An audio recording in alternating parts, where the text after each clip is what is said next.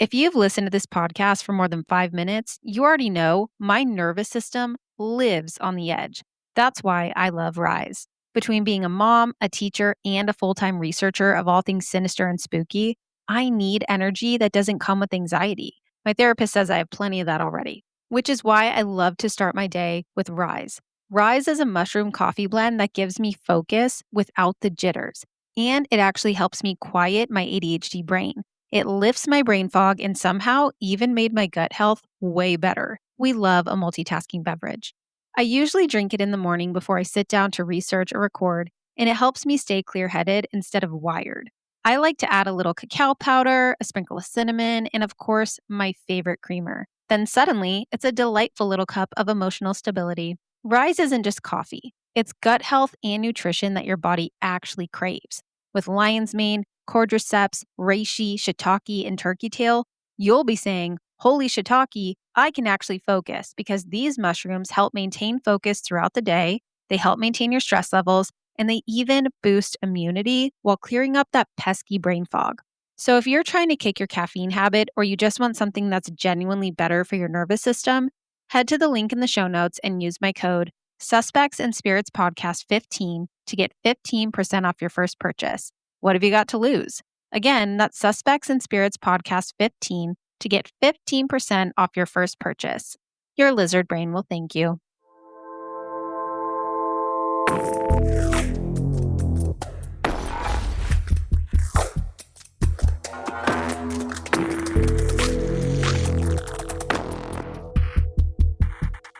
Hello, everybody, and welcome back.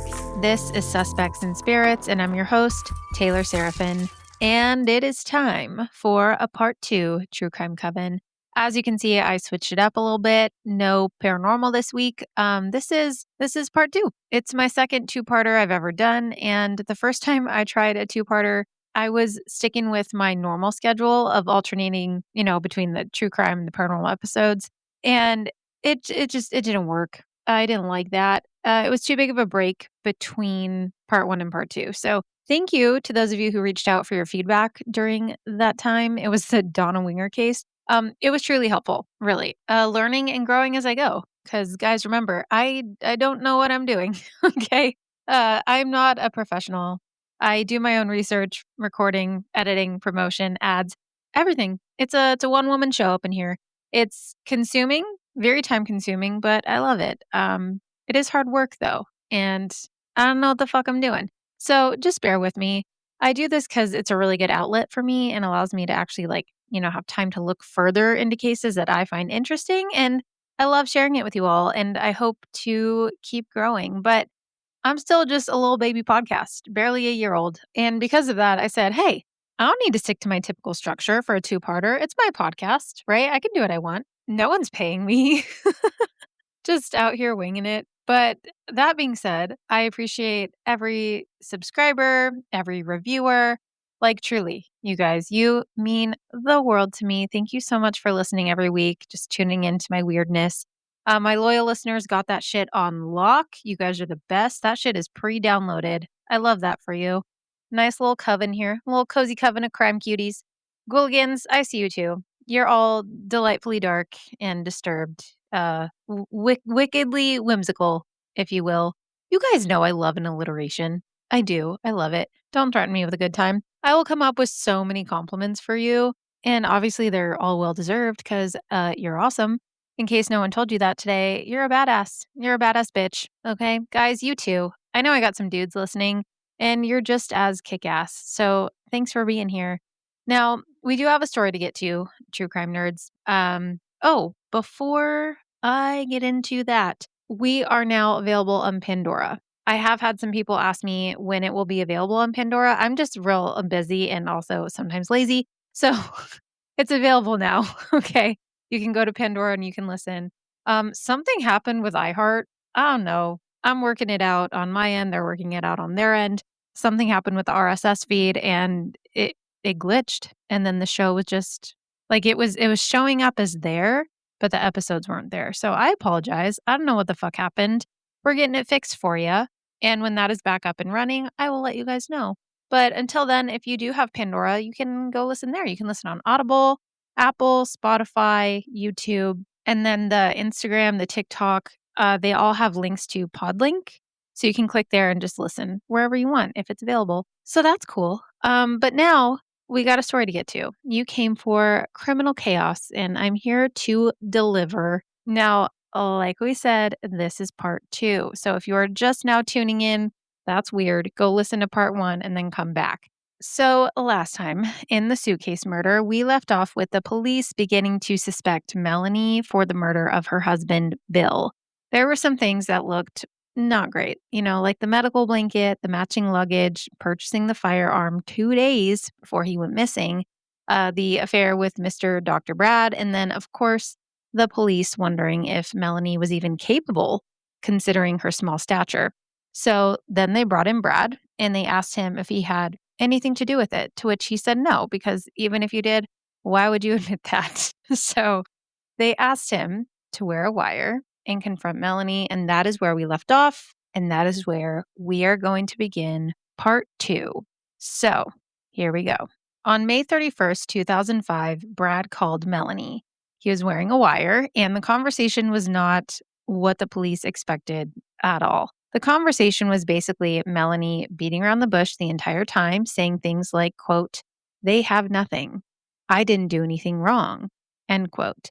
And even suggesting that things were being, quote, "blown out of proportion," end quote. Now, that one did irk me a little bit because your would-have-been ex-husband was found dismembered in a suitcase with gunshot wounds. So pressing the woman who was having an affair and bought the firearm is sort of a valid argument. And Brad at one point even said, quote, "If you want us to stick together on your children's lives, did you have anything to do with this?" End quote. And she just said, yes, that on her children's lives, she did not do it. So the conversation itself, I will say, it was pretty bizarre. It was sort of all over the place and honestly just really frustrating to listen to. And the police felt the same way. At this point, though, they could tell that Brad was most likely in the clear. If he had anything to do with this at all, she would have likely been more forthcoming in the conversation and not have spoken in such a careful, guarded way. Now, when experts reviewed these conversations, they confirmed that her behavior was consistent with someone who was intentionally avoiding self-incrimination. Now, investigators decided that if she was not going to have an honest conversation with Brad, someone she claimed to, be in love with, then they needed to figure out something else. And they turned to an old friend. And this friend was a man named Jim Finn. I know, awesome name. And this was someone Melanie had gone to nursing school with, someone who years earlier had a crush on her, but it never really went anywhere. And they hadn't spoken in years until February of 2004, just 2 months before Bill had disappeared, which is sort of strange timing when you look at this through the lens of a homicide detective. And what they found was during those conversations, Melanie and Jim had talked about guns, types of guns, where one would get guns, and the police clearly thought that this was an interesting thing to discuss with someone you had not spoken to in years. So the police decided to wire him up also, and they sent him in, hoping for some kind of admission of guilt or a misstep.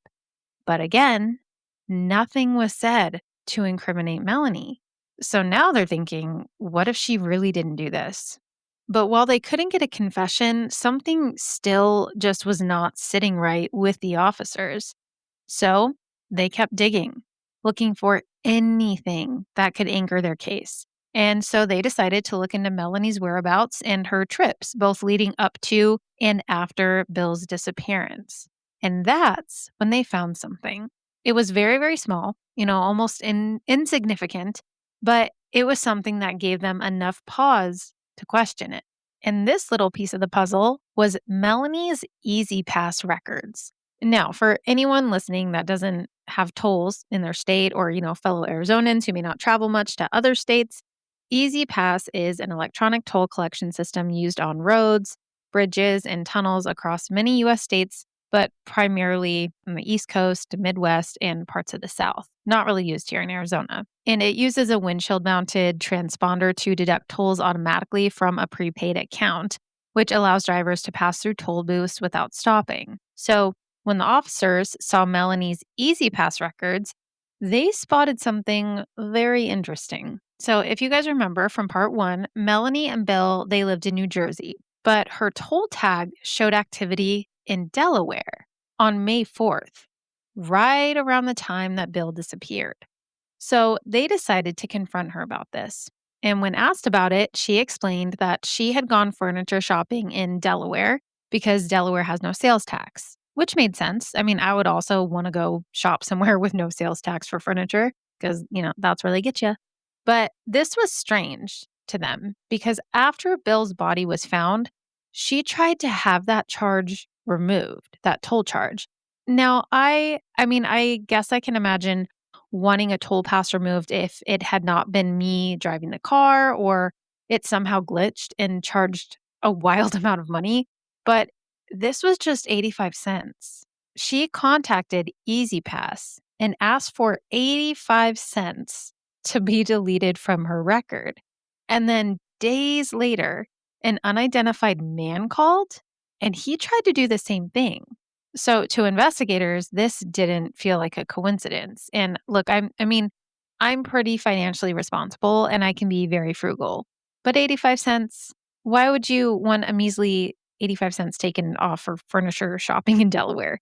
Unless, of course, you weren't there for furniture, which brought up a whole other issue for investigators because that route that she took, the one through Delaware, it leads directly toward the Chesapeake Bay Bridge. The same area where the first suitcase was found. So now this was looking very suspicious. Investigators felt like they were finally on the brink of a major breakthrough. And then came the surveillance footage from the Flamingo Hotel parking lot. Now remember, Melanie had told officers that Bill had a gambling problem and he likely went to Atlantic City after their fight to blow off some steam, where he ended up getting himself into trouble. She had told them to start there, and that's exactly what they did. They ended up finding video footage of Bill's car being driven around and parked there. But it was 2004, and the quality of the footage was terrible, way too grainy to identify who was driving. They were able to see that it looked like a woman. However, this is where Melanie gave one of the most debated explanations in the entire case. This one, you guys, just sent me into orbit, okay? It sent me straight to Mars. Because when this footage was brought up to Melanie, she said she had actually gone to the Flamingo Hotel and moved Bill's car, as a prank. She explained that in the past, when she suspected Bill was cheating, she would take his spare key and move his car, just enough to inconvenience him. So when he left after their fight, she assumed he had just gone to Atlantic City again. And she drove there, found his car, and then moved it. But Atlantic City was not close. It was an hour and a half to 2 hours away by car. I would also like us to remember that in part 1, she went and got a temporary restraining order against Bill. She claimed that, he had shoved a dryer sheet in her mouth, slapped her across the face, and threatened her in front of her 2-year-old. And listen, I can be a very petty person. Okay, when given the proper circumstances, I'm talking 50-cent level, buy out the first 4 rows of your concert and save conversations for years until I need them petty. I'm a Taurus, so grudges for us are like a fine wine. The longer it sits, the more powerful it becomes. However, if this is a DV situation, there are children involved, no way in hell. Now, I wasn't there, so I don't know, but Melanie claimed that she went to move his car as a prank. But investigators, they did not buy this story because logistically, it didn't make any sense. This would have required 2 trips or 2 people unless she took a taxi, which is exactly what she claimed she did. Melanie said that at some point, after this fight, she had taken a Xanax. Whether it was right away or later on, I don't know. She said she had taken one and she didn't want to drive back. So she got a taxi and paid in cash. So there was really no way to verify this. There were no receipts, no record, and Melanie even acknowledged how this sounded. She said, quote, "It sounds beyond ridiculous sitting here saying it, and I acknowledge that, but it's the truth." End quote. So let's recap that for a minute because there's a lot going on already. Police saw footage of Bill's car being driven to the Flamingo Hotel. They let Melanie know this information, and she stated that she drove there to move his car as a prank. Then she says she took his Xanax, and that's why she needed the taxi. I will say it was never confirmed whether she took the cab both to and from Atlantic City, and since she paid in cash, we can't verify that. However, when she tells her side of the story, she makes it sound like the Xanax was taken before she got there, and that's why she cabbed home. Overall, her recollection of her actions that night, traveling, coordinating, moving his car, etc., didn't strongly reflect somebody too impaired to drive. But also, that's super long for a taxi ride. Just to move someone's car and cab it back home, that's very expensive. I get petty, but like at what cost? That drive between where they lived in Woodbridge, New Jersey to Atlantic City is about 94 to 95 miles one way. And as a rough benchmark, New York City's taxi fare increased in May 2004 to a $2.50 drop plus 40 cents per 1/5 mile, which works out to about $2 per mile.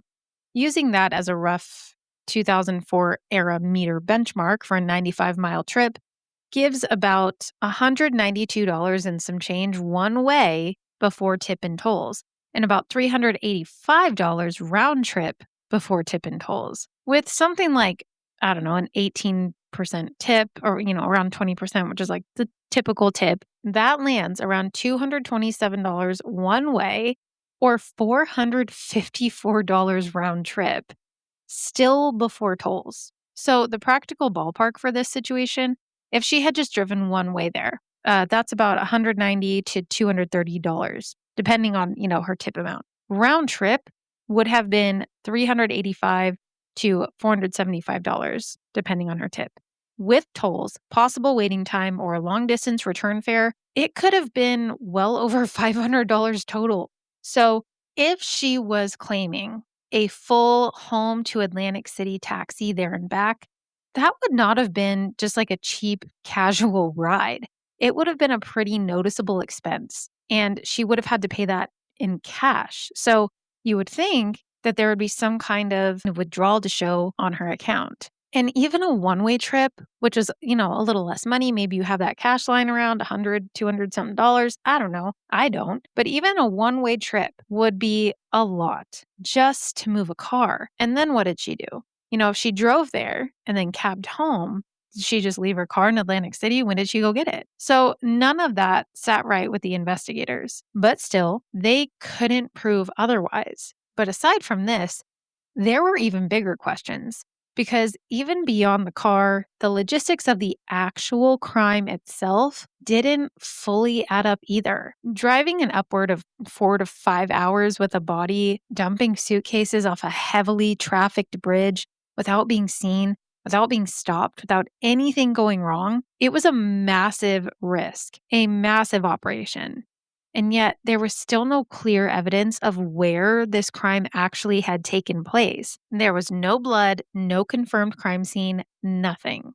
So investigators went back to the townhouse again and again and again, because remember in part 1, they looked everywhere and there was not a single piece of evidence that they could find that Bill was murdered there or dismembered there. So this time, when they kept going back, they tore it apart. They removed flooring, they cut into walls, they pulled pipes, they ran every chemical test possible, looking for even the smallest trace of blood. And every single time, it was starting to look like they had just followed the wrong lead and that Melanie really did have nothing to do with this.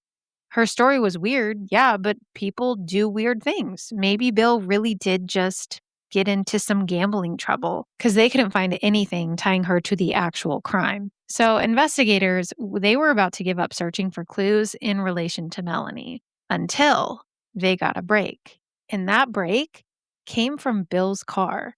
Now, remember in part 1, I mentioned that they found Bill's car and they ran every test imaginable on it. And when they did that, they found something very critical. There was a bottle of chloral hydrate that was found in Bill's car. Chloral hydrate is a sedative, and along with that bottle, they found 2 syringes, and it was all prescribed. Now, Melanie, she wasn't a doctor, she was a nurse, but she couldn't really prescribe medication. But you know who was a doctor? Mr. Brad Miller, her lover. And when they looked further into this and they looked at Bill's toxicology report, chloral hydrate was present. But there was something else they discovered in the car as well. When they analyzed the vacuum debris inside the car, they found tiny fragments of human tissue, and it was a match for Bill. Later on, this find would be referred to as human sawdust.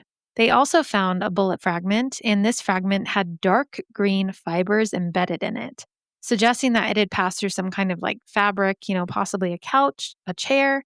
Now, Melanie, she denied ever owning a green couch or a green chair.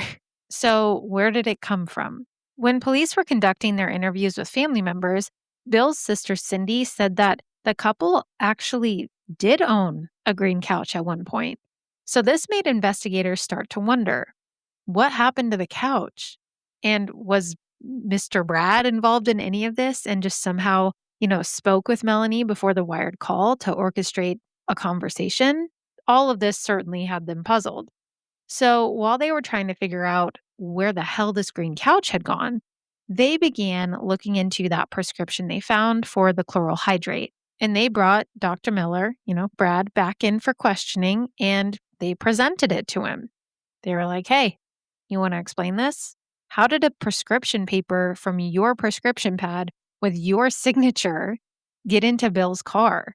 And Brad was like, I have no idea. Truly panicked. He stated that he truly had nothing to do with this. So he stared at that prescription, just completely shocked. And that's when he noticed something. That signature was not his. This prescription had been forged, and the signature belonged to Melanie. It was an exact match. And with that information, the prosecution's theory started to take shape. This was pretty damning, and if Brad truly had nothing to do with this, was she trying to make him the fall guy? Was she attempting to frame Brad by forging his signature? Or was it just the most convenient way to get the chloral hydrate? So now, with all of this evidence again coming right back around to Melanie, investigators believed Melanie had absolutely planned this.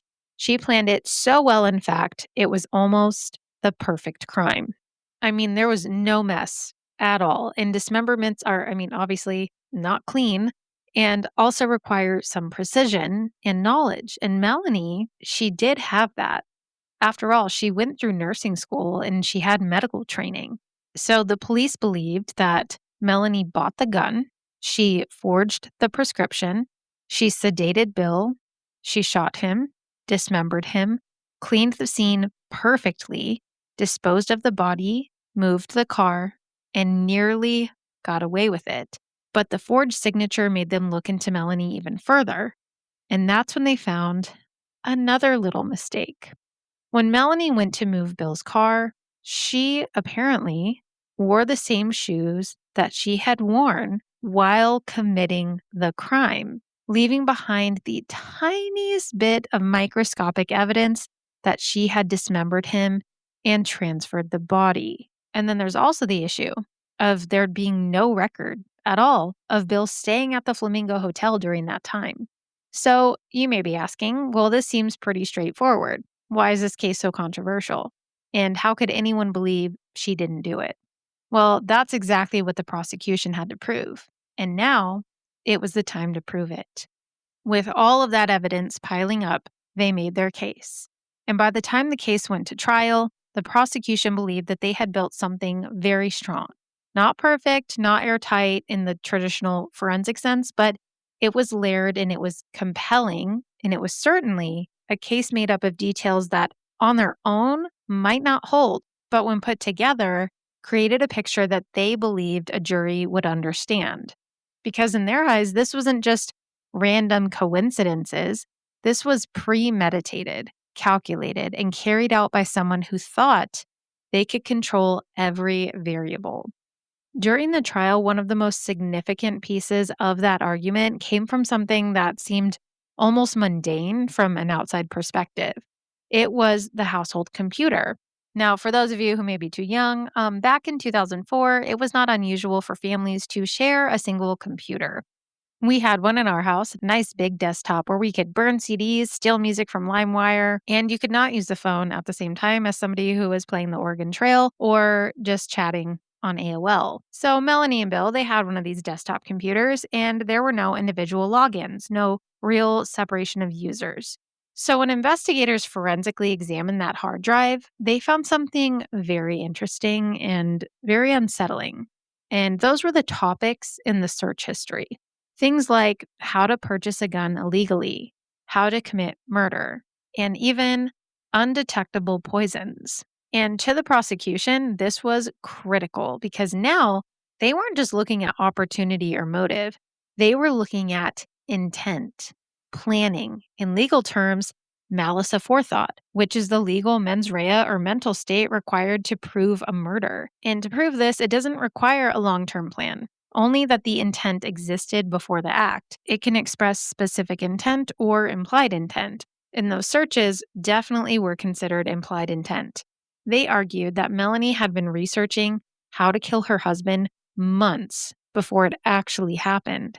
This wasn't impulsive, it wasn't self-defense. This was calculated. So they argued that this was a deliberate plan, but Melanie denied it. She said that those searches weren't hers. And in fact, she pointed out something else, that one of those searches, how to buy a gun illegally, actually supported her earlier claim that Bill wanted a gun but couldn't legally obtain one. So, depending on how you interpret it, it either supports her story or completely contradicts it. And honestly, it could go either way.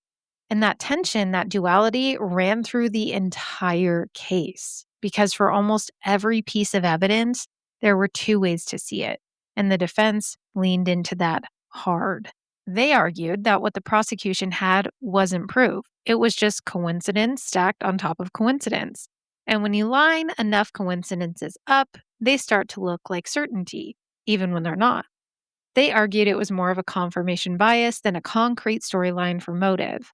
They pointed out that Melanie had voluntarily admitted to things that she didn't have to, like moving Bill's car. They never told her that they saw her in the car. She just admitted to it. And this was something police likely would have never been able to prove given the poor surveillance footage. To them, that didn't look like guilt. That looked like someone who had nothing to hide, so she just admitted it to clear her name. As one of her lawyers said, this was a 3-year investigation with massive resources, and still, they couldn't answer the most basic questions. Where was Bill killed? When exactly? How? And who, if anyone, helped? They argued, quote, they're not going to be able to tell you where William McGuire was killed, how he was killed, when he was killed, or who dismembered him, end quote. And that detail, it does matter in court because in a case this serious, those gaps aren't small. They're everything. You have to be able to prove beyond a reasonable doubt that someone is guilty. And right now, there was plenty of room for doubt. And the defense also brought up something else, something investigators hadn't fully explored. And that was Bill's gambling, his possible debts, the idea that maybe, just maybe, this had nothing to do with Melanie at all.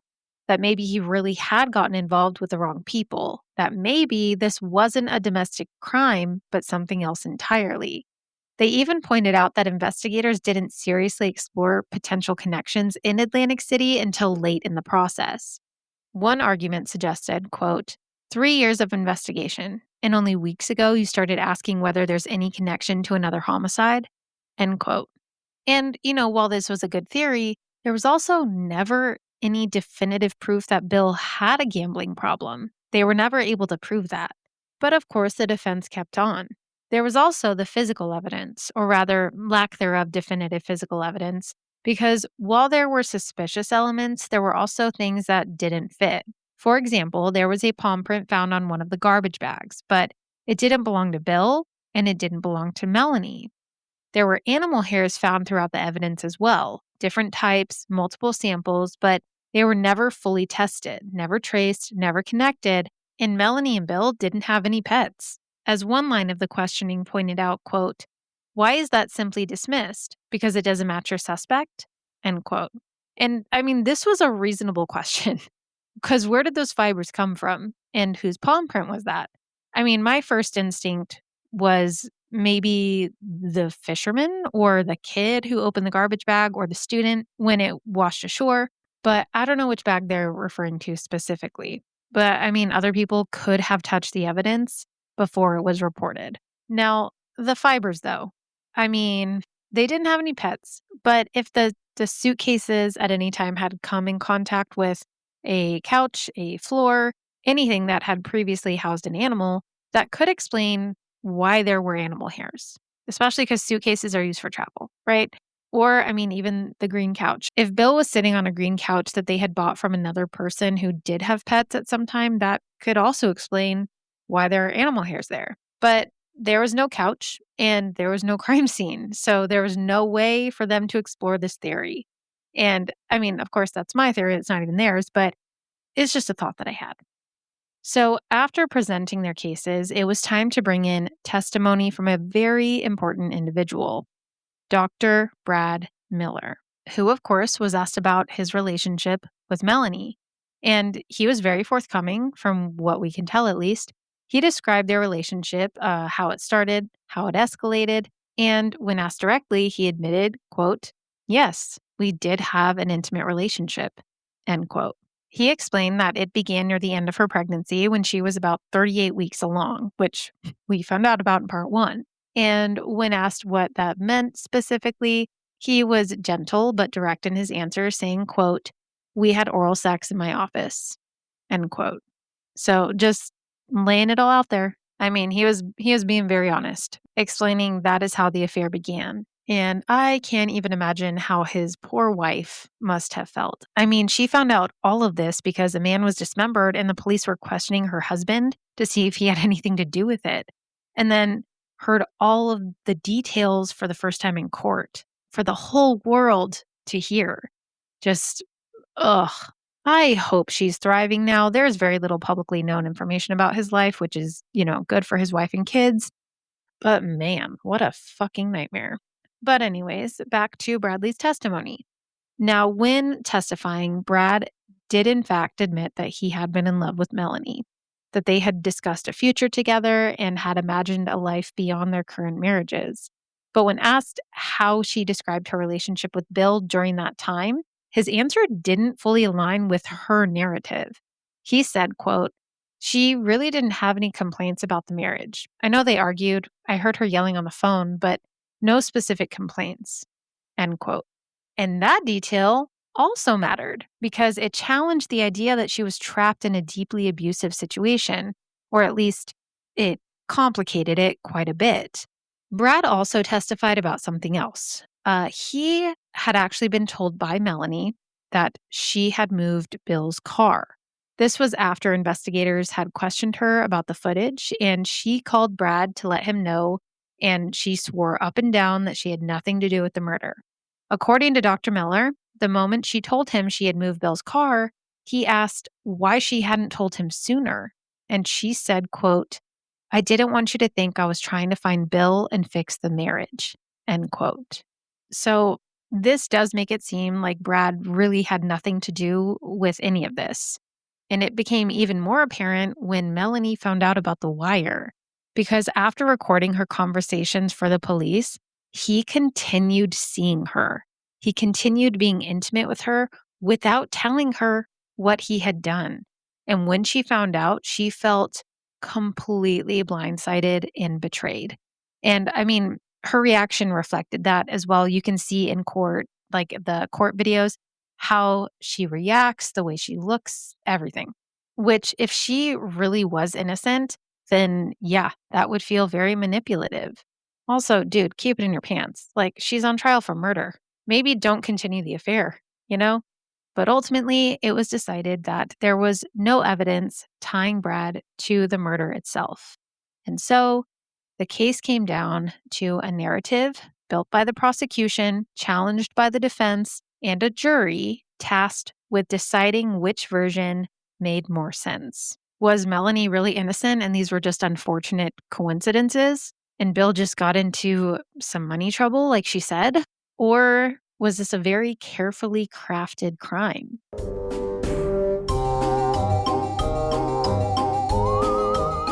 All right, Ghouligans, quick hydration check. Are you drinking enough water or are you running on caffeine vibes and unresolved trauma? Because most of us rush through our day just trying to survive, and before we know it, it's 5 p.m. and we've had 3 cups of coffee and maybe one very sad glass of water. Bobby Boucher would not approve. Dehydration can cause migraines, fatigue, and even make you ornery. And as Mama always says, people are ornery because they got all them waters and no electrolytes, just like alligators. And that's where Waterboy hydration packets come in. You just dump one of those bad boys into your water, and suddenly you've got some high quality H2O. They are sugar free. And the best part, they've got flavors for every situation: strawberry lemonade for daily hydration, blue raspberry for post workout recovery, and weekend recovery packs for when life hits you like a linebacker from the Bourbon Bowl. But if you're not sure which one to start with, grab the sampler pack and try them all. You don't need to be dehydrated. And you don't need to be ornery. Water doesn't have to suck. In fact, Waterboy hydration packs will help your medulla oblongata. Head to the link in the show notes and grab your favorite flavor so you can hydrate all day long. I don't know about you guys, but I am such a bookworm. I love a rainy day and getting cozy with a new book. I even love the smell of books. And of course, mystery or thrillers are my go-to, but finding the time to sit down and actually read them, that's the real mystery. So as much as I love the feel and smell of a good page turner, I also love Audible. You can listen to thousands of audiobooks, podcasts, and originals while doing literally anything. And the best part, your entire library goes with you. True crime, paranormal deep dives, thrillers, memoirs, whatever your brain may be craving, Audible probably has it. Start listening today by grabbing your free Audible trial through the link in my show notes. With an Audible membership, you get 1 credit every month to download any audiobook you want to keep for free, plus unlimited listening to thousands of podcasts and Audible originals with Audible Standard. So whether you're driving, cleaning, walking the dog, cooking dinner, or spiraling down a late-night true crime rabbit hole again, your next story can go with you. Start a free trial today, download the Audible app, and begin listening in minutes. Just check the link in my show notes to get started. Your next obsession is waiting.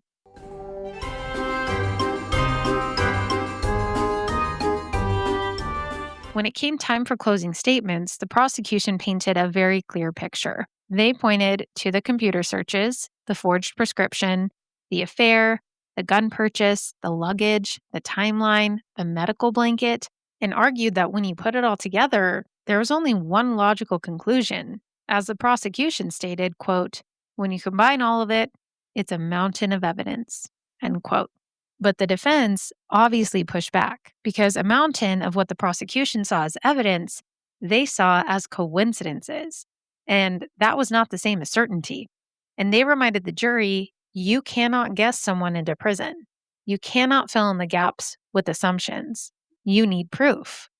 So, with those very compelling arguments, the jury was sent to deliberate.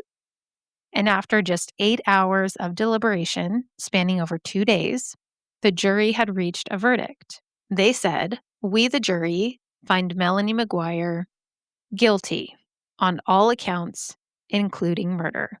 And upon hearing this, Melanie immediately collapsed. She was crying, hanging on the shoulder of her defense attorney, saying, quote, "I didn't do it. My babies, end quote, referring to her children, who now had lost both a father and a mother. Because remember, they had 2 young boys, and they're victims here too. This is just such a tragic situation for everybody involved. Guilty or not, those boys were also put through hell. And their mother was sentenced to life in prison plus 5 years. And the children were placed with Bill's sister, Cindy. And just like that, the case was closed. Or at least, that's how it looked. But like I told you guys, Right up front, this case is anything but simple because years later, the story came back and it made waves. Even after the verdict, even after the sentencing, even after years had passed, this story did not sit quietly because it seemed that not everyone agreed with what had happened in that courtroom. And in 2019 is when it came back into the spotlight in a major way. And this was through a podcast called Direct Appeal, hosted by criminologist Megan Sachs and researcher Amy Schlossberg. The show took a very deep dive into this case, re examining the evidence, the investigation, and the trial itself. In their conclusion, they believed that Melanie McGuire may have been wrongfully convicted. Melanie herself even participated in interviews for this podcast. And when asked directly after more than a decade behind bars whether she was innocent, she didn't hesitate. She said, quote, "Absolutely." When asked again, more pointedly, if she believed she was wrongfully convicted, she answered again, quote, "Absolutely." And to supporters of that theory, there were too many unanswered questions, too many inconsistencies, too many assumptions, and they began breaking down some of the prosecution's strongest claims, starting with the gun. At trial, the prosecution argued that the bullets used to kill Bill, kill Bill. That's not funny that he was killed, just, that's a movie. Anyways, the prosecution argued that the bullets used to kill him were consistent with the type Melanie had purchased. But according to later analysis, there was a discrepancy, a pretty technical one, and honestly, an important one. And we all know that ballistics back during that trial is not what it is today. So when re examining the case, they looked at the bullets again. Now, firearms leave behind very unique markings on bullets, and these markings are called lands and grooves. And according to Melanie, she said, quote, "The weapon I purchased was said to leave 5 lands and grooves, but the bullets recovered had 6, end quote. Now, if that is accurate, then the gun she bought wasn't the murder weapon. However, I looked into this a little further, and I was curious if this had ever been challenged, or if there was any proof of this 6th land and groove, because in ballistics, that's a basic focal point, like one of the very first things they look at to see if a bullet matches the gun it was fired from. And here's what I found. There is no widely documented official record showing that the bullet had 6 lands and grooves in the case against Melanie McGuire. That claim in particular appears to come from the later retellings, podcasts, interviews, or Melanie's own statements, not clearly from published trial evidence. From trial coverage and case summaries, the prosecution presented ballistics evidence linking the bullet to a firearm that Melanie purchased. This would have included standard forensic ballistics analysis, and if there had been any major discrepancy, like 5 versus 6 lands and grooves, it would have been heavily contested at trial by the defense and widely reported in the media coverage. But it wasn't, at least not in any well-documented primary reporting that I've seen. Now, is human error always a possibility? Yes, of course it is. But this discrepancy is highly questionable. Lands and grooves count as a very, very, very basic class characteristic. Like I said, it's one of the first things examiners document. A mismatch would be a huge deal for the defense. A 6th groove being discovered you would expect to see immediate appeals citing flawed forensic evidence, expert testimony, disputes in records, media coverage highlighting a forensic inconsistency. But those are not clearly present in public records. The 6 lands and grooves claim stems from Melanie's own assertions, post-conviction, and interpretations or amplification in podcast and true crime retellings. Now, that doesn't automatically make it false. It definitely doesn't make it false, but it does mean that it's not verified by primary, widely accessible sources. And her legal team, they did challenge aspects of the forensic evidence on appeal, but there is no clear documented record that a 6 lands and grooves discrepancy was a central or successful argument. But after her conviction, Melanie did file appeals arguing things like errors in how evidence was handled or presented, issues with expert testimony, claims that the jury may have been improperly influenced.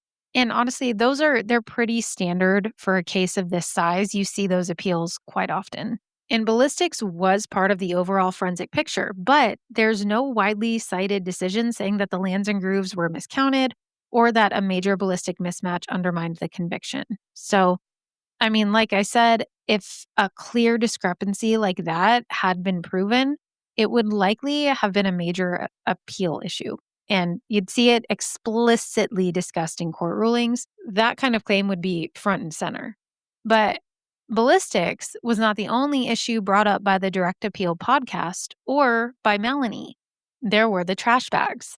At trial, an expert testified that the garbage bag used to contain Bill's remains were consistent with those from Melanie's home, pointing out specific markings, lines, patterns, suggesting that they came from the same production batch. But critics later argued that those tests weren't definitive, that additional analysis could have been done, but it wasn't. And honestly, like I said in part one, I do see that argument for this one. A lot of people use similar trash bags or even the same brand. So, I mean, that one, definitely not airtight, you know? But there was more, something even more difficult to brush aside or ignore. And that was the animal hair. Because throughout the evidence, on the bags, the tape, and various materials, there were those animal hairs, multiple types, but they were never fully analyzed, never matched to a specific animal. They were never connected to Melanie or anyone else, and that raised a question. If this crime had happened in her home, where did those hairs come from? As one argument pointed out, quote, those hairs should have been tested. That is a huge question mark, end quote. And I do agree. They should have tested those. Like, where do those come from?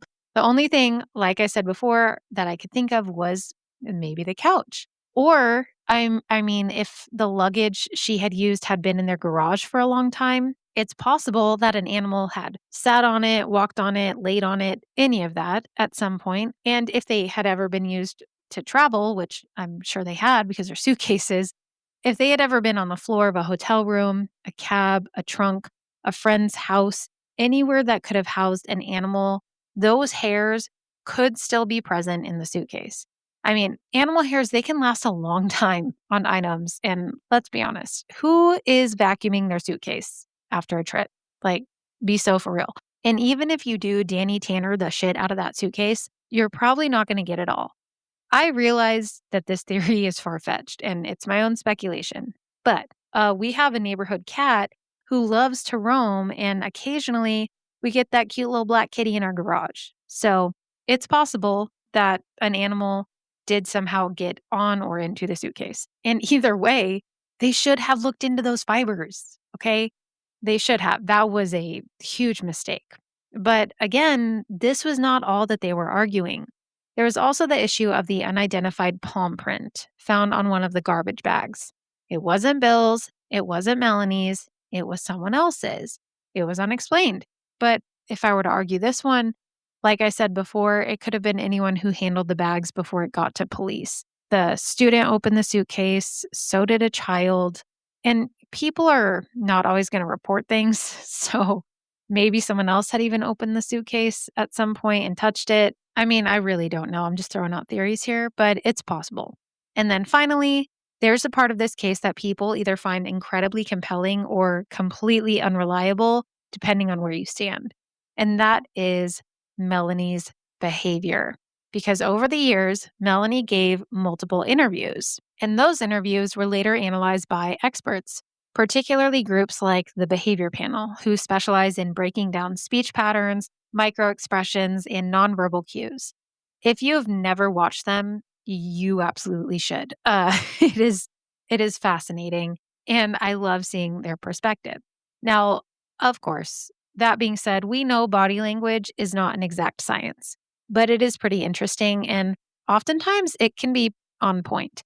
And one concept that comes up repeatedly in discussions about Melanie's behavior is something called duper's delight, which in simple terms refers to a psychological phenomenon where someone experiences a subtle sense of satisfaction or even pleasure when deceiving others. It can show up as inappropriate smiling, smirking during serious topics, emotional responses that don't quite match the situation. And in Melanie's case, Some analysts believe they saw signs of that duper's delight pretty often in her interviews. There were moments where her expressions didn't align with the gravity of what she was describing and where her tone shifted quite a bit, and her reactions felt just very off.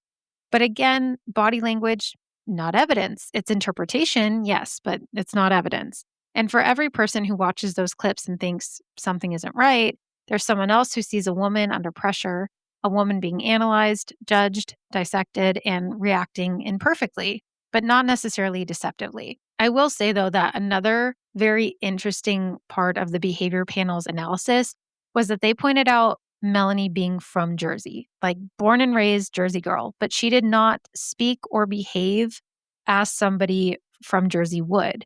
She was very calm, very controlled, very calculated in her responses, which was interesting.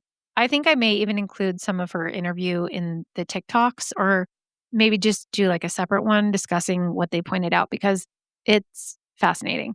I'm not saying that they're right or they're wrong, just that it's interesting to dissect.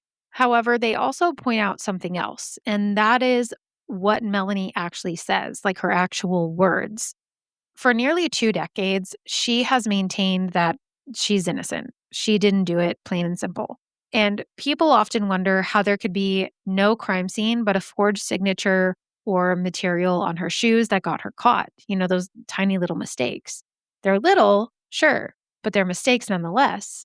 And they got her convicted. And the behavior panel really dissected what she said about this, because at one point she pushed back directly against the prosecution's theory, saying, quote, "I don't get to be an evil genius and an idiot at the same time," end quote. So clearly she's referring to how they're building her up to be this evil mastermind who calculated this almost perfect murder, but got caught because of little mistakes. But I mean, I don't know. I personally disagree with that statement. There have been plenty of, quote, evil geniuses in history that have made mistakes when they got a little too cocky, thinking that they wouldn't get caught. Look at literally any serial killer. Most of the high profile ones, they're typically very intelligent, like highly intelligent, but they are eventually caught because they make mistakes or they get into a frenzied state. But something else that I would like to point out that I noticed is that this crime that she allegedly committed, it's very severe. Like, this is extreme. Most people who do things like that, this is not their first crime. And Melanie, as far as we know, she had a clean record. So if this was her first violent crime, then holy shit, that's diabolical. But also, she was a nurse with medical training. So I guess it's not impossible. I just thought that was interesting. Another thing that the behavior panel points out was Melanie's response to being questioned about her guilt. She said, quote, "I did not admit to what I'm being accused of," end quote. And this struck them as very peculiar because of her wording. This is not a direct denial. This is not her saying, "I didn't kill my husband" or "I didn't do this." She said, "I didn't admit to it." It's very passive and pretty emotionally detached. Another issue they bring up was her use of the word absolutely when being asked if she was innocent or wrongly convicted. According to the behavior panel, the word absolutely is what they call a verbal amplifier. They describe other words like this as definitely, honestly, or swear to God. These are words or phrases that they say try to increase the strength of a statement, which in this case, it can signal overcompensation. According to the behavior panel and other behavioral analysis people, when someone says absolutely, it can mean that the person feels a need to convince and not just state something, or that there's an internal pressure behind the denial. However, it is very important to note that the behavior panel, those guys in particular, they also look for baseline versus deviation, which is key. Like, they always stress this. They say that if someone always talks that way, they use that term a lot, like maybe it's just part of their baseline communication, their vocabulary, then it's not suspicious.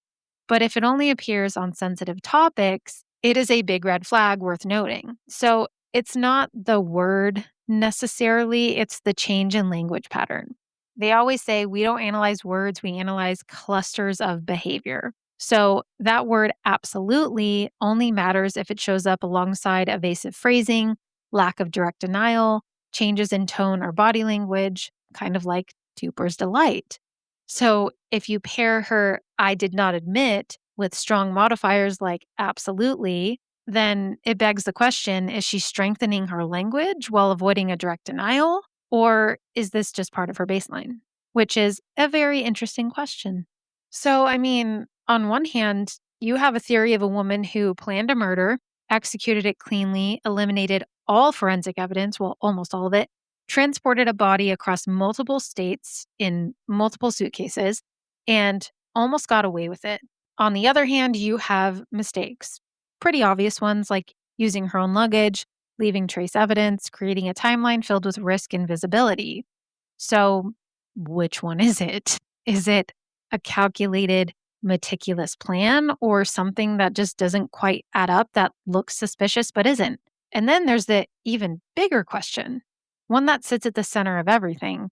Even if you think she did it, did the prosecution do a good job proving it beyond a reasonable doubt?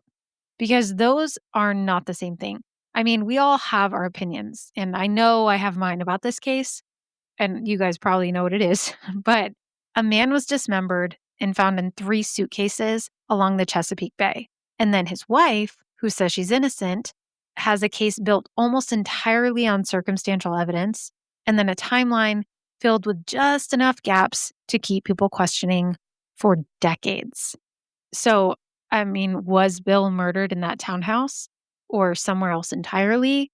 Did Melanie act alone? Did she have help? And if so, who?